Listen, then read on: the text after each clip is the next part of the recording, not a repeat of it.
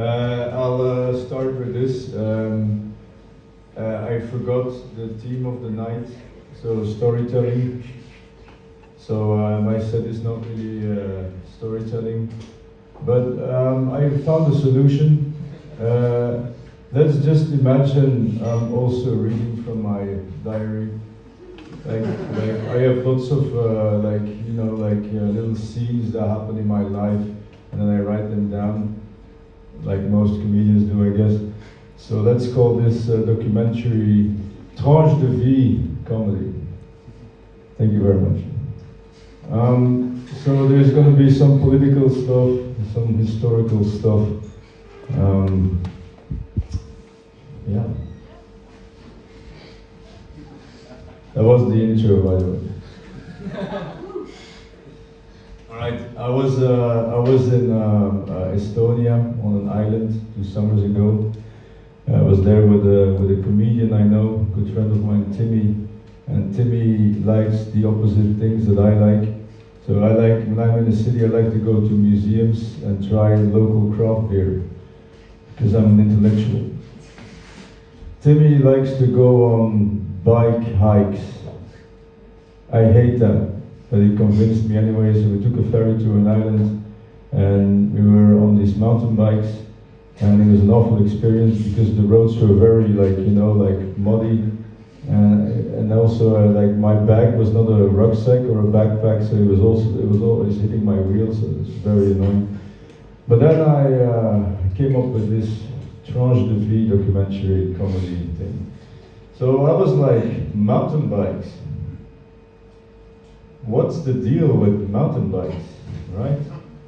Like every time I'm on a mountain, the last thing I want to encounter is a bike. Yes. No, sorry, I messed up. So okay, let's do this again. So no, what's the thing with mountain bikes, right? Every time I'm on a bike, the last thing I want to encounter is a mountain. Yeah. You see, I know my stuff. It's alternative comedy, breaking the fourth wall. It's very layered. All right. This is another Tranche de Vie thought I had. People sometimes are traumatized because of an absent father, absent dad. And I was thinking, I would have been less traumatized if my dad was a bit more absent. That's some vintage Quentin Leon. I wrote that 3 years ago. I just thought about that today. Right? Still works. My comedy is timeless, my friend. So sometimes I try to blend in with you people. Sometimes I'm like, Quentin, go and have a coffee. I think coffee tastes disgusting. I'm a latte guy. I'm a cappuccino metrosexual man. Because I'm very in tune to my sexuality. I'll talk about sex if you want, because I know most people like to go to comedy shows to hear about wanking and sex and dates. It's very trivial to me. I like philosophy and experimental jazz. Anyways, so I try to blend in. I go to Starbucks, and I hate social interaction.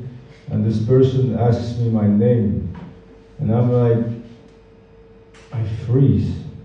I have a mental freeze moment, and I go, my name, Starbucks.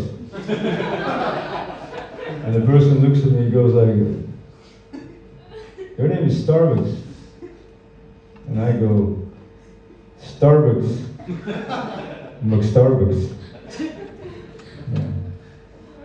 So that is a comment on hyper-consumerism. All right, so this is political, more like what's happening in the world nowadays kind of joke. But it's also poured into a very classical setup. So it's a knock-knock joke. All right, I'll try to act it out, but I'm very comfortable sitting down. But I'll try. So knock knock. Who's there? It's Charlie Kirk. Why did you let in Charlie Kirk? Are you insane? Knock, knock. It's Johnny Kirk again! Why did you let me in? But it's okay, because I'm dead now. Knock, knock. It's Johnny Kirk! I'm so sorry, everyone, for my political views. I hope I die soon. It's my new political stuff.